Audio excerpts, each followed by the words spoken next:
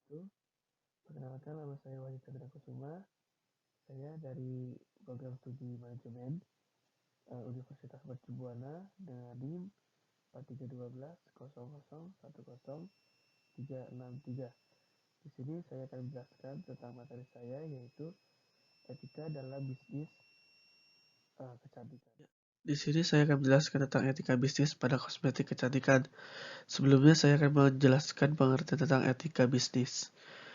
Etika bisnis merupakan cara untuk melakukan kegiatan bisnis yang mencakup seluruh aspek yang berkaitan dengan individu, perusahaan, dan juga masyarakat.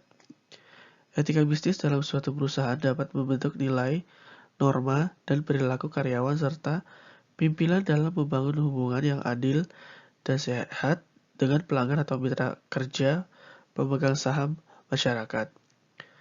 Perusahaan meyakini prinsip bisnis yang baik adalah bisnis yang beretika, yakni bisnis dengan kinerja unggul dan berkesinambungan yang dijalankan dengan mentaati kaidah-kaidah etika, sejalan dengan hukum dan peraturan yang berlaku.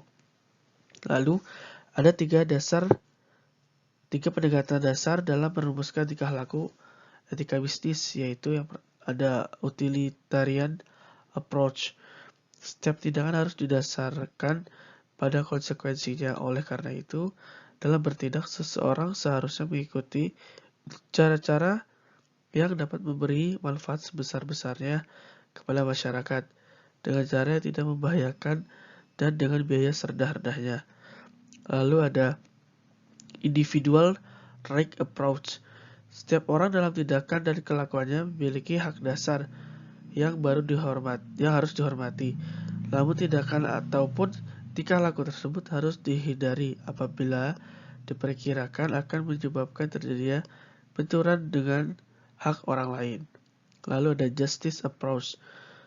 Para pembuat keputusan mempunyai kedudukan yang sama dan tindakan adil dalam memberikan pelayanan kepada pelanggan, baik secara perseorangan atau secara kelompok. Kemudian ada etika bisnis dan tanggung jawab sosial.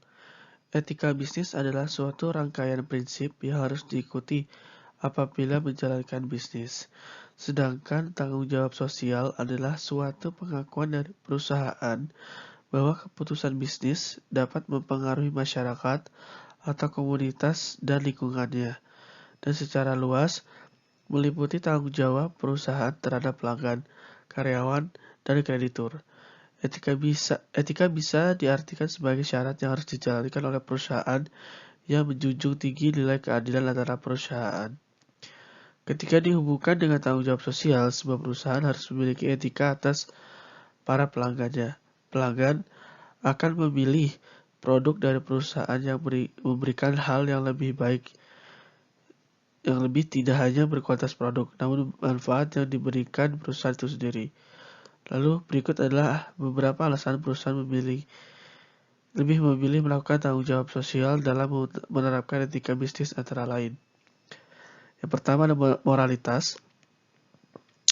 Perusahaan harus bertanggung jawab kepada banyak pihak yang berkepentingan, terutama yang terkait dengan nilai-nilai moral dan keagamaan yang dianggap baik oleh masyarakat. Hal ini bersifat tanpa mengharapkan balas jasa.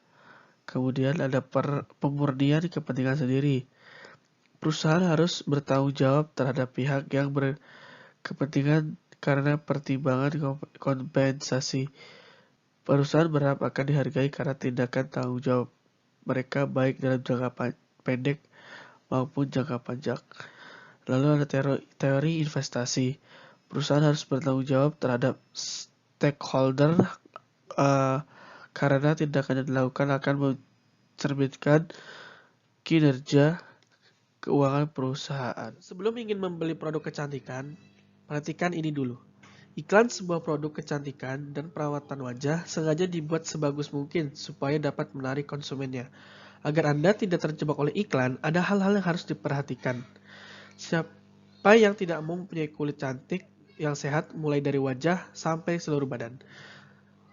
Semua perempuan pasti mendambakannya. Bagi perempuan yang memiliki tipe kulit yang sensitif, tidak boleh ada pewangi dan pewarna.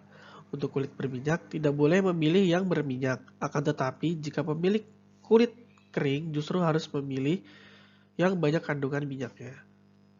Agar kesehatan kulit wajah senantiasa terjaga dengan baik, Anda harus memiliki pembersih, pelindung, pelembab, serta vitamin kulit. Nenden menjelaskan, perawatan kulit dan wajah mesti dilakukan secara seimbang, dari dalam ataupun luar. Kecantikan dari dalam dapat diperoleh dengan melakukan rutinitas harian yang bermanfaat bagi tubuh, di antaranya olahraga yang teratur dan makan makanan yang bergizi, seperti sayur dan buah-buahan. Sementara itu, perawatan luar dapat menggunakan obat-obatan yang aman. Demikian tips pembeli produk kecantikan. Produk-produk semacam ini dapat menyebabkan ruam pada kulit dan infeksi mata. Begitu pula dengan keracunan yang mempengaruhi kinerja organ-organ penting seperti gangguan jantung, ginjal, dan sistem saraf. Agar terhindar dari ancaman kosmetik palsu, ada beberapa hal penting yang harus diperhatikan. Yang pertama, hanya membeli kosmetik dari penjual terpercaya. Pastikan Anda membeli make up hanya dari gerai resmi.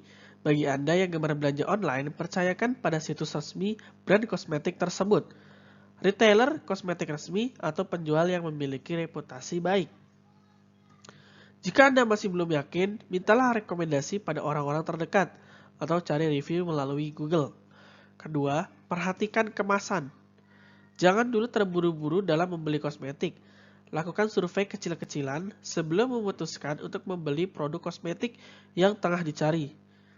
Buka situs resmi label kosmetik. Lalu, perhatikan seperti apa bentuk kemasan kosmetik yang Anda cari. Jika Anda menemukan produk dengan label dan jenis serupa namun kemasan berbeda, cari penjual lain. Ketiga, periksa nomor seri dan varian. Saat jalan-jalan di mall, Anda menemukan toko kosmetik yang menjual lipstik match dengan warna yang belum pernah Anda lihat sebelumnya, atau krim pembesar payudara dengan merek Pond's. Jangan terburu-buru, segera cek situs resmi dari brand kosmetik, lalu cari tahu apakah label tersebut benar-benar mengeluarkan kosmetik dengan varian atau seri yang Anda temukan. Yang keempat, perhatikan komponen kosmetik. Jika Anda membeli maskara atau produk kosmetik lain yang dilengkapi dengan kuas dan sikat aplikator, jangan lupa untuk memperhatikan detail yang satu ini. Perbedaan yang satu ini cukup mencolok, namun seringkali tidak disadari oleh konsumen. Maskara misalnya, jika sikatnya lebih besar atau lebih kecil dari produk yang sama, batalkan pembelian. Yang kelima, perbedaan warna dan aroma. Perbedaan mencolok juga terlihat pada warna kemasan dan warna produk. Tinta pada kemasan kosmetik palsu biasanya terlihat kusam, tidak setebal produk asli. Terlebih jika terdapat logo atau gambar warna-warni, begitu pula dengan warna produknya. Sebelum membeli blush on atau eyeshadow, waspadalah jika warnanya terlihat lebih terang atau lebih gelap dari produk sejenis dan label yang sama. Soal aroma juga perlu diwaspadai. Kosmetik palsu biasanya memiliki aroma menyengat yang tidak sedap di hidung. Keenam, ada jangka tergoda produk murahan. Anda mungkin pernah berada di dalam kondisi seperti ini. Anda ingin membeli suatu produk kosmetik, setelah dicek di situs resminya ternyata produk ini sudah tidak diproduksi lagi. Tiba-tiba Anda melihat produk ini dipajang di sebuah toko kosmetik atau online shop. Ya, yang terakhir kesimpulan.